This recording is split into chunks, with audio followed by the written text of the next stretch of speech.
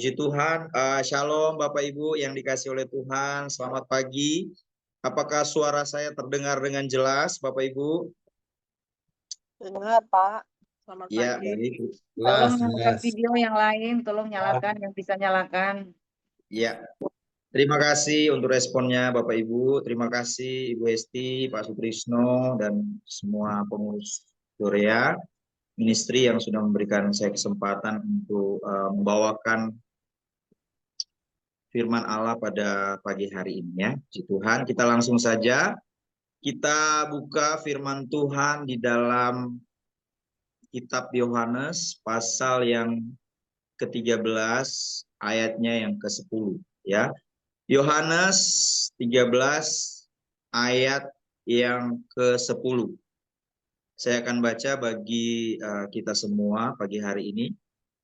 Yohanes 13 ayat 10. Kata Yesus kepadanya, barang siapa telah mandi, ia tidak usah membasuh diri lagi, selain membasuh kakinya, karena ia sudah bersih seluruhnya. Juga kamu sudah bersih, hanya tidak semua. Puji Tuhan. Ya, Bapak Ibu yang dikasih oleh Tuhan, kita melihat satu bagian firman Tuhan di sini yang menceritakan tentang bagaimana Yesus ya membasuh kaki murid-muridnya di malam terakhir ya, perjamuan terakhir sebelum Yesus Kristus disalibkan ya.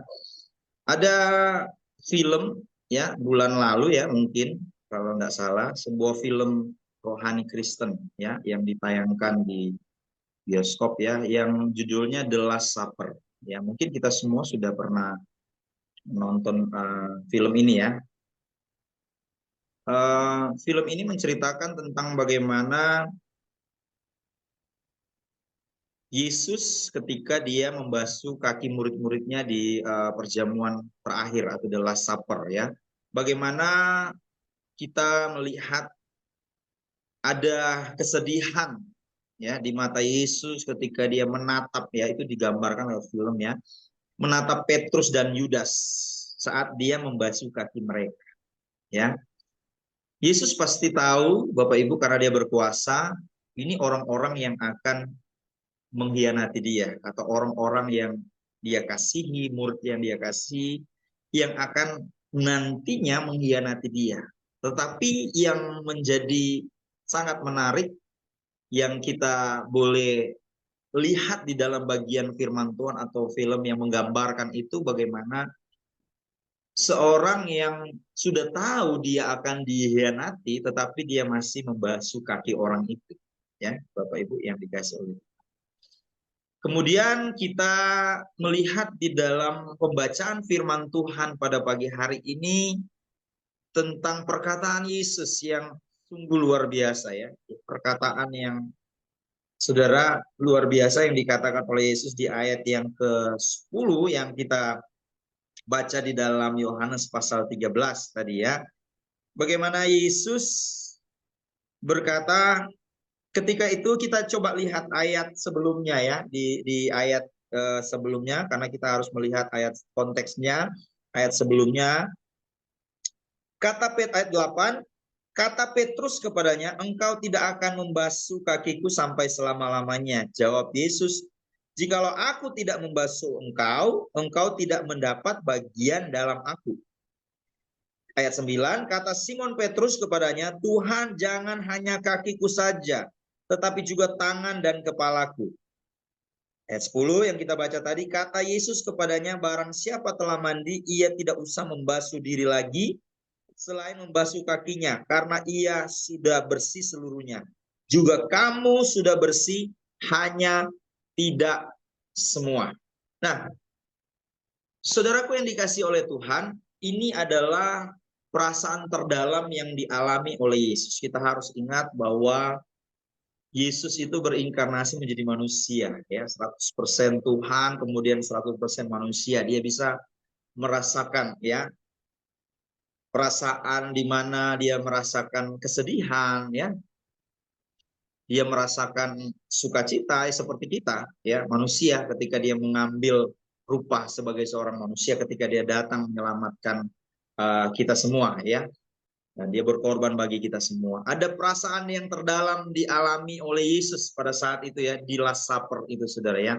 Kita tahu kisah daripada Petrus dan Yudas, ya, di dalam perjalanan mereka sebagai murid Yesus, ya. Kita kemudian belajar dan melihat bagaimana awalnya ke-12 murid Yesus ini adalah murid-murid yang Yesus pilih sendiri, ya. Kita ingat bahwa ada yang pekerjaannya sebagai nelayan seperti Petrus, saudara, ya. Kemudian Yesus memanggil mereka, tinggalkan jalamu, engkau tidak akan menjadi penjala ikan, tapi akan menjadi penjala manusia, dan ikut bersama dengan Yesus, ya. Dan Bapak Ibu yang dikasih oleh Tuhan, Yesus pasti sangat tahu bahwa suatu hari kelak kedua muridnya ini akan mengkhianati dia. Lalu timbul pertanyaan, Bapak Ibu yang dikasih oleh Tuhan, kenapa Yesus tetap memilih dua orang ini, Petrus dan Yudas, kalau dia tahu bahwa mereka akan mengkhianati dia? Bukankah Yesus bisa memilih orang lain yang jauh lebih baik, yang jauh lebih berintegritas, ya, yang moralnya bisa dipertanggungjawabkan, ya? Kenapa Yesus justru memilih dua orang yang nantinya akan menyangkal dia dan mengkhianati dia? Lalu kenapa Yesus tidak memilih orang lain yang jauh lebih baik daripada Yudas dan Petrus? Padahal kita tahu Yesus itu berkuasa, dia tahu nantinya mereka akan menyangkal dan mengkhianati dia. Yesus tidak melakukan itu, dia tidak memilih orang lain. Nah, kita mendapatkan pelajaran penting dari kisah tentang bagaimana Yesus memilih Petrus dan Yudas, ya. Ternyata Bapak Ibu yang dikasih oleh Tuhan, bagi Yesus yang lebih penting adalah bagaimana seorang itu berproses dan dia mengalami Kristus di dalam perjalanan rohaninya. Kita tahu bahwa Petrus adalah murid yang berapi-api. Dia itu cepat bicara tapi berpikir belakangan, ya. Ya, ngomong dulu baru berpikir, ya. Dari dia cepat sekali ngomong, baru dia berpikir belakangan. Ya, mungkin ada di antara kita yang seperti itu, seperti Petrus, ya, kalau ngomong cepat ngomong, ya, menjanjikan seseorang, ya, tetapi baru kita berpikir, aduh, ternyata saya salah. Ya, pikirnya belakangan. Resikonya di belakang. Nah, ini adalah sifat daripada Petrus, ya. Dia seolah-olah adalah seorang murid yang sangat berapi-api membela Yesus, ya. Memang luar biasa, saudara, kalau kita melihat bagaimana ketika dia berubah, ya, karakternya berubah, dia bisa menobatkan ribuan orang, saudara, ya. Karena dia memang tipikal murid Yesus Kristus yang berapi-api, ya. Dia cepat bicara, tapi dia berpikir belakangan. Dia penuh semangat, saudara, ya. Tetapi Petrus ini adalah murid yang mudah sekali mengeluh. Kalau saudara baca di dalam firman Tuhan ketika dia mengikuti Yesus, dia banyak mengeluh tentang banyak hal. Apalagi ketika dia mengalami banyak tekanan. Saudaraku yang dikasih oleh Tuhan, mungkin saja kita juga memiliki sifat, saya dan saudara mungkin juga ada sifat seperti Petrus, ya. Kita adalah murid yang berapi-api, ya, ketika ada di situasi yang baik, tetapi kita akan mudah mengeluh ketika kita menghadapi tekanan, ya. Ketika kita menjadi murid Kristus. Petrus juga dia mudah berjanji, tetapi gampang lupa akan ucapannya. Saudara, kalau secara kriteria, saudara, ya, orang-orang seperti ini kenapa kok Yesus pilih?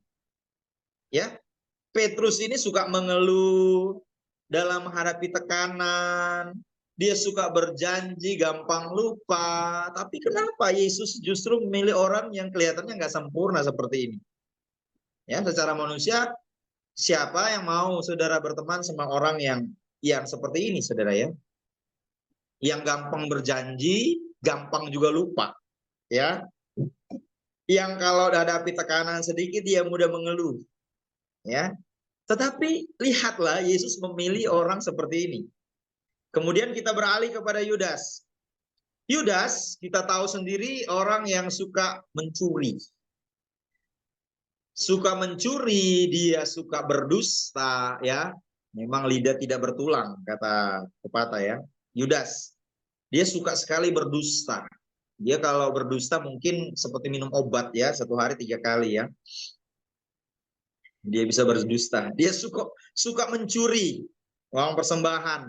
Bahkan Yudas ini suka sekali mencari alibi untuk membela dirinya. Nah ini saudara ya. Secara manusia jauh sekali kriteria seperti ini murid Yesus. Ya, bagaimana mungkin Yesus memilih orang-orang seperti ini? Suka beralibi, ya, membela diri, padahal sudah salah, tapi dia bisa berkelit dengan segala macam alasan-alasan, saudara ya.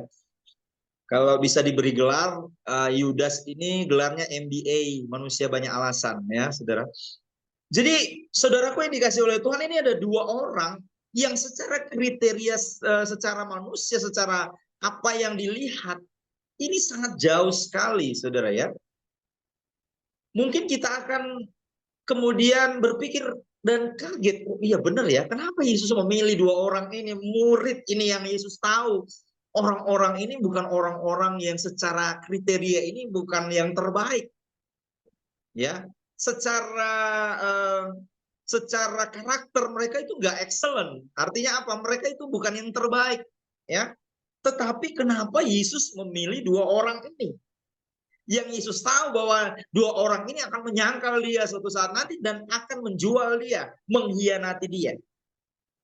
Nah, saudaraku yang dikasih oleh Tuhan, kita kemudian dibawa kepada pemahaman tentang bagaimana cara kerja Yesus untuk memilih orang-orang yang dikasihinya untuk melayani dia. Ternyata, saudara, memang benar apa yang dikatakan firman Tuhan. Yesus itu memilih seseorang, dia tidak melihat latar belakang. Coba saudara kemudian melihat bagaimana Paulus ketika dipilih oleh Yesus, dia bukan orang yang benar. Dia di dalam perjalanan untuk membunuh orang-orang Kristen, saudara ya. Itu yang Alkitab ceritakan, ya. Dulu namanya Saulus, kemudian dia bertobat namanya Paulus. Saulus ini sangat terkenal, atau Paulus ini sangat terkenal bahwa dia adalah orang yang punya otoritas, ya. Karena dia adalah pemimpin agama Yahudi, ya, ahli Taurat yang disegani, saudara ya. Dia memiliki kewarganegaraan Romawi, saudara ya, disegani dalam status kewarganegaraannya dia. Makanya ketika dia dihukum, dia tidak boleh dihukum seperti penjajah Romawi menghukum orang Yahudi, yaitu disalib, tetapi dia dipenggal karena dia adalah warga negara Romawi. Ya, dia punya kuasa, saudara. Dia adalah orang yang sangat-sangat dihormati, disegani. Dia orang yang punya kuasa untuk menyeret orang-orang yang percaya kepada Yesus pada saat itu. Dan dia dalam perjalanan untuk membunuh orang-orang percaya pada saat itu. Tetapi kenapa justru di tengah jalan, saudara ya, dia yang mau membunuh orang-orang pilihan Tuhan atau orang-orang yang percaya kepada Tuhan, justru dipilih Yesus untuk mengabarkan Injil tentang Yesus. Nah, saudaraku, justru dia dipercaya. Saudara lihat, Yudas, dia suka mencuri, dia suka berdusta, dia suka beralibi. Tapi kenapa justru dia dipercaya menjadi bendahara? Nah, ini saudaraku yang dikasih oleh Tuhan ya. Orang yang suka mencuri, kenapa Yesus bisa percaya kepada dia untuk menjadi seorang bendahara? Nah, kita melihat bahwa ternyata ketika Yesus memilih seseorang atau memilih kita, dia tidak melihat dari latar belakang kita siapa.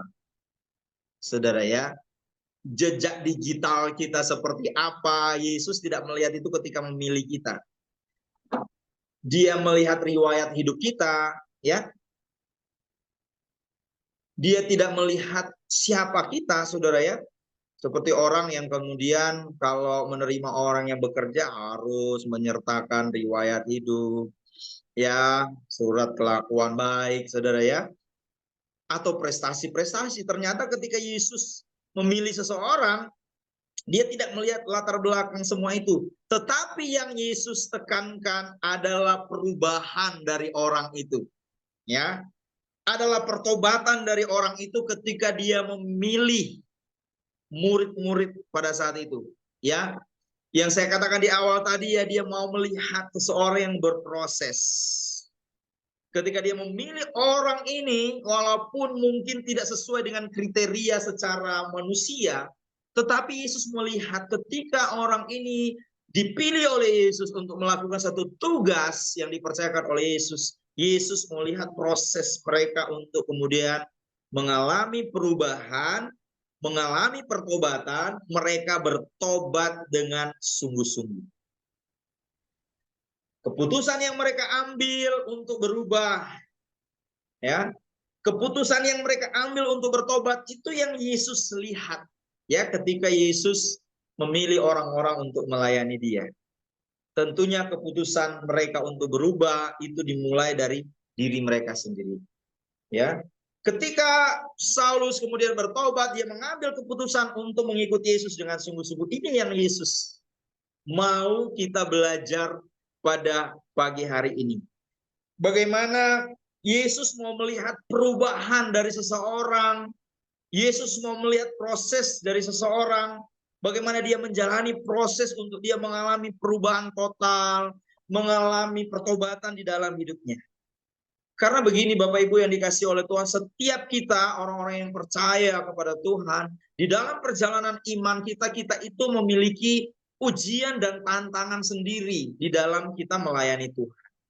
Ya, kalau kita mau berhasil di dalam pelayanan kita, saudaraku yang dikasih oleh Tuhan, maka keberhasilan itu pastinya tergantung kepada keputusan yang kita ambil. Ya, kalau Yudas kemudian dia mengambil keputusan dengan benar di dalam perjalanannya mengikuti Yesus, dia bertobat sungguh-sungguh, maka dia berhasil di dalam pelayanan. Yesus mau melihat proses itu, saudara. Itulah sebabnya kenapa Yesus mempercayakan dia, ya, justru di area di mana itu kelemahannya dia, supaya Yudas ini bisa bertobat, supaya Yudas ini bisa berproses. Bayangkan saudara, seorang yang suka mencuri, seorang yang cinta kepada uang dipercayakan untuk menjadi bendahara. Yesus mau melihat prosesnya dia. Yesus memberikan kesempatan dia di area situ, justru di kelemahannya dia untuk supaya apa? Dia kemudian mengalami perubahan dengan tantangan yang dia hadapi itu untuk kemudian dia bertobat sungguh-sungguh, saudaraku yang dikasih oleh Tuhan. Karena apa? Kelemahannya dia ini diperhadapkan dengan sesuatu yang akan memberi makan kepada kelemahannya itu sendiri. Ya, istilahnya seperti itu. Tetapi apakah dia sanggup untuk berproses dan mengalami perubahan? Dan itulah kesempatan yang diberikan oleh Yesus kepada Yudas, kepada Petrus, dan kepada kita semua. Saudaraku yang dikasih oleh Tuhan. Karena saudaraku, kita semua mau dilihat oleh Yesus. Bagaimana kita mengambil keputusan untuk berubah. Kita mengambil keputusan untuk memulai dari diri kita sendiri untuk mengalami perubahan dengan setiap proses yang Tuhan izinkan terjadi di dalam hidup kita. Dan kembali lagi itu tergantung kepada keputusan yang kita ambil. Saudaraku yang dikasih oleh Tuhan. Kalau saudara ingin mengalami satu perubahan di dalam hidup saudara, memang ada tantangan, saudaraku yang dikasih oleh Tuhan. Tetapi apakah kita menang untuk melewati tantangan itu bersama dengan Tuhan? Ya, apakah kita bisa menjadi orang yang jujur, kemudian ketika kita dipercaya untuk menjadi bendahara? Nah, saudaraku yang dikasih oleh Tuhan. Apakah kita akan menjadi orang yang jujur ketika kita dipercayakan sesuatu? Ya. Nah, inilah tantangan-tantangan yang dialami oleh kita sebagai orang-orang yang mengikuti Yesus. Tetapi Yesus memberikan kesempatan kepada kita. Karena kembali lagi keputusan itu ada di tangan kita. Nah, saudaraku yang dikasih oleh Tuhan, kita melihat ada dua pilihan yang diambil oleh dua murid Yesus ini. Ya, yang pertama Petrus memilih untuk bangkit dari kegagalannya. Dia mengakui kesalahannya dan menyesalinya dan dia kemudian bertobat sungguh-sungguh. Yang kedua adalah bagaimana Yudas, ya, dia justru memilih mengakhiri hidupnya dengan apa? Menggantung diri. Ya. Dia sudah jatuh terlalu dalam dan dia kemudian membuka celah bagi iblis untuk terus mengintimidasinya. Kamu itu sudah gak berharga, kamu itu sudah menjual Yesus, ya. Dosamu tidak akan diampuni, ya seperti itu ya. Karena apa, iblis kerjanya kan mengintimidasi.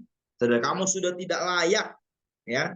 Sehingga apa yang terjadi, Yudas ini justru memilih untuk apa? Mengikuti intimidasi daripada iblis. Kemudian dia tidak menyesali dan bertobat. Dia cuma menyesal aja, kemudian mengakhiri hidupnya sendiri. Saudara, berbeda dengan Petrus, dia kemudian bangkit dari kegagalan. Jadi saudaraku yang dikasih oleh Tuhan, kita mau belajar dari kegagalan Petrus dan Yudas. Yudas kelihatan baik, tapi hatinya jahat, saudara ya. Jadi casingnya aja yang kelihatan baik, tapi sebenarnya hatinya jahat. Dan Yesus tahu, ya, bagaimana Yudas itu, karena dia adalah Allah yang berkuasa. Karena dia demi mamon atau demi uang dia menjual Yesus. Nah ini hati-hati bagi kita, jangan demi uang, ya, kita kemudian menjadi batu sandungan bagi kehidupan orang percaya, saudara ya. Karena Yudas demi uang dia sudah menjadi orang yang tamak, ya. Dia menjadi orang yang mau menjual Yesus hanya gara-gara demi uang, saudaraku yang dikasih oleh Tuhan. Artinya begini, dia tidak mau mengambil keputusan untuk berubah ketika dikasih kesempatan oleh Yesus. Ya, dia tidak mengambil kesempatan untuk bertobat dengan sungguh-sungguh ketika Yesus masih memberi dia hidup. Nah ini saudara yang terjadi hari-hari ini, banyak orang dikasih kesempatan sama Yesus, tapi dia terus jatuh di area itu, di kelemahan itu. Dia tidak mau bangkit dari kegagalan, dia berubah, kemudian dia bertobat, dia melayani Tuhan. Karena ada banyak orang, ada orang-orang yang terlalu nyaman dengan kelemahannya dia, sehingga dia mulai menormalisasi semua dosa-dosa yang dia lakukan. Padahal justru Tuhan memberikan dia kesempatan ketika dia masih sehat, dia masih hidup, saudara ya. Untuk apa? Dia mengambil keputusan untuk berubah, dia mengambil keputusan untuk bertobat. Ya, kita semua dulunya adalah orang-orang yang gagal, saya juga, saudara ya. Kemudian saya mengambil keputusan untuk melayani Tuhan. Saya mau berubah, saudara, minta pertolongan Roh Kudus untuk Tuhan mengubah hidup saya. Saudara, tidak ada seorang pun dari kita yang dulunya dari latar belakang yang baik-baik. Semua orang telah berbuat dosa, firman Tuhan katakannya, dan telah kehilangan kemuliaan Allah. Ya, makanya Tuhan menembus dosa semua umat manusia karena semua sudah jatuh, saudaraku yang dikasih oleh Tuhan. Jadi ada kegagalan-kegagalan dalam hidup kita, saudara ya. Tetapi Tuhan memberi kesempatan untuk kita bangkit kembali, untuk kita bertobat sungguh-sungguh, untuk kita berubah total di dalam hidup kita. Jangan justru kita menjadikan kegagalan itu untuk terus hidup di dalam dosa. Seperti Yudas, dia tidak bertobat, tapi dia terus hidup di dalam kegagalan itu dan terus diintimidasi oleh iblis. Sudahlah, nggak usah ke gereja, nggak usah berubah, kamu begini aja. Kamu lo sudah tidak dianggap, kamu lo sudah, dosamu sudah tidak bisa diampuni. Nah, saudaraku yang dikasih oleh Tuhan, di dalam kehidupan kita sebagai orang percaya, kita jangan sampai terpuruk dalam kegagalan kita. Ya, tetapi kita harus segera bangkit. Ya, kalau kita tahu kita ada dalam kelemahan itu, kita pernah jatuh di dalam dosa, saudara harus segera bangkit. Saudara harus minta pertolongan Roh Kudus. Saudara harus minta kuasa Tuhan ada di dalam hidup saudara, mengubah hidup saudara. Jangan sampai kita terpuruk dalam kegagalan, terus kita tidak segera bangkit. Kita tidak segera memperbaiki kesalahan kita. Saudaraku yang dikasih oleh Tuhan, siapa yang tidak pernah jatuh? Semua pasti pernah jatuh dalam kegagalan. Tetapi yang membedakan adalah bagaimana orang itu bangkit atau dia akan terus terpuruk di dalam kegagalan itu. Dan dia tidak bangkit dan dia terus hidup di dalam dosa karena dia terus diintimidasi oleh iblis. Kita pernah gagal, kita pernah jatuh, tapi Tuhan memberikan kesempatan bagi kita untuk ayo kita bangkit. kita perbaiki. Memang dulunya mungkin kita pernah jatuh, saudara. Tapi kita perbaiki. Kalau Yudas mau memperbaiki itu, dia mau bertobat, seandainya Yudas mau bertobat, dia berdoa sungguh-sungguh sama Tuhan, dia minta ampun sama Tuhan. Tuhan, saya sudah gagal. Tuhan, saya sudah mencuri uang persembahan. Tuhan, saya sudah menjadi bendahara yang tidak jujur. Tuhan, saya sudah menjual Engkau, Tuhan. Ampuni dosa saya, Tuhan. Saudara, pasti Tuhan memberikan kesempatan asalkan dia mau bertobat sungguh-sungguh dan mau bangkit dari kegagalan. Saudara. Jadi saudaraku yang dikasih oleh Tuhan, jangan pernah mengasihani diri kita sendiri ketika kita jatuh gagal dalam kelemahan kita. Karena itu akan menjadi kesempatan menjadi kesempatan yang paling baik buat iblis untuk selalu mengintimidasi kita, selalu menuduh kita. Saudara, itulah sebabnya kita menjadi murid Kristus yang tidak menyia-nyiakan kesempatan yang Tuhan Yesus berikan di dalam kehidupan kita. Ya, kita belajar pada pagi hari ini, saudaraku yang dikasih oleh Tuhan. Ketika perjamuan terakhir, Yesus membasuh kaki murid-muridnya, ya, dan ada 2 murid Yesus yang Yesus tahu pasti akan menyangkal dan mengkhianati Yesus. Tetapi justru di saat dimana dia membasuh kaki muridnya dan dia menatap mereka dengan dalam, justru itulah kesempatan di mana Yesus memberikan, justru itulah di mana kesempatan yang Yesus berikan kepada mereka untuk mereka bisa mengalami perubahan, bisa mengalami pertobatan. Tetapi yang satu tidak menanggapi, tapi yang satu menanggapi. Kita melihat bagaimana ketika Petrus, ya, dia bertobat sungguh-sungguh, ya, dia kemudian mengambil langkah iman, dia bangkit dari kegagalan. Tuhan pakai dia luar biasa, saudara yang dikasih oleh Tuhan. Saudara, hamba-hamba Tuhan yang dipakai Tuhan luar biasa bukan mereka yang tidak pernah jatuh, saudara, ya, pernah jatuh. Saudaraku yang dikasih, ada kegagalan di masa lalu mereka, saudara, ya, tetapi mereka mau bangkit, mereka mau berubah, mereka mau bertobat, dan Tuhan pakai hidup mereka dengan luar biasa. Nah, saudara, jadi kita sebagai orang yang percaya kepada Tuhan, jangan terlalu cepat menghakimi seseorang, ya. Kamu tidak akan berubah, kamu tidak akan begini-begini. Saudara, Tuhan memberikan kesempatan. Kalau orang itu diberikan kesempatan dan dia mau mengambil kesempatan itu, dia mau berubah, dia mau bangkit dari kegagalannya, dia bertobat sungguh-sungguh, Tuhan akan pakai hidupnya. Nah, luar biasa. Siapa sih yang tidak pernah jatuh di dalam dosa yang ada di Alkitab, saudara? Coba list kepada saya, saudara. Apakah Daud? Ya, Daud pernah jatuh, saudaraku yang dikasih oleh Tuhan, tapi dia bertobat sungguh-sungguh, dia dipakai Tuhan. Ya, Musa, saudara, dia membunuh orang, saudara, dia lari. Dia adalah mantan seorang pembunuh, saudara. Ya, siapa lagi, saudara, yang dikasih oleh Tuhan? Banyak, saudara, kalau mau di list. Hamba-hamba Tuhan yang dipakai Tuhan luar biasa di dalam Alkitab. Mereka pernah jatuh sih. Tapi bukan berarti kita harus ikut-ikutan seperti mereka. Kan Tuhan menyediakan pertobatan. Tidak seperti itu maksudnya, saudara, ya. Saya jatuh aja seperti Daud. Saya jatuh aja seperti Musa. Kan Tuhan memberikan kesempatan. Bukan seperti itu, saudara. Artinya begini. Kalau sudah ada seorang yang terlanjur, saudara, ya, mungkin di masa lalunya pernah seperti itu jatuh. Ya, hari ini alami pertobatan. Ya, alami kuasa Tuhan. Tuhan mau pakai hidup ini. Ya, untuk menjadi murid Yesus yang setia, menjadi murid Yesus yang sejati, ya, untuk melayani Tuhan. Ya, amin. Tuhan memberkati kita semua pagi hari ini. Yuk kita akan berdoa. Bapa, terima kasih Tuhan untuk setiap kesempatan yang Tuhan berikan di dalam hidup kami. Siapakah kami ini, Tuhan? Kami bukanlah, Tuhan, orang-orang yang tidak pernah jatuh di dalam kegagalan, Tuhan. Bahkan mungkin sampai hari ini pun, Tuhan, ada kelemahan, kegagalan-kegagalan kami. Tetapi Tuhan, kami mau berkomitmen seperti halnya Petrus, Tuhan, bangkit dari keterpurukan, bangkit dari kegagalan, mengambil keputusan untuk berubah, mengambil keputusan untuk bertobat, dan tidak melakukan lagi kesalahan-kesalahan yang sama, Tuhan. Kadang-kadang kan Tuhan ada ujian-ujian bagi kami di area-area tertentu di mana di situ adalah kelemahan kami, Tuhan. Tuhan mau melihat apakah kami masih mau masuk dan Tuhan terjatuh di area itu, ataukah kami sudah benar-benar berubah dan kami tidak mau lagi Tuhan untuk Tuhan ada di area itu Tuhan yang menjadi kelemahan-kelemahan kami ya Tuhan. Tolong kami Roh Kudus, ingatkan kami ya Tuhan, kami manusia yang rapuh ya Tuhan, kami butuh pertolongan daripadamu, kami butuh kuasa-Mu Tuhan untuk menjalani hidup ini. Terima kasih Bapa untuk anugerah-Mu, kami mau Tuhan menerima anugerah-Mu itu Tuhan dengan hidup sungguh-sungguh dan bertobat di hadapan-Mu Tuhan. Tidak lagi melakukan kesalahan-kesalahan kami, kegagalan-kegagalan kami yang lama Tuhan. Kami hidup baru di dalam Engkau, menjadi manusia baru di dalam.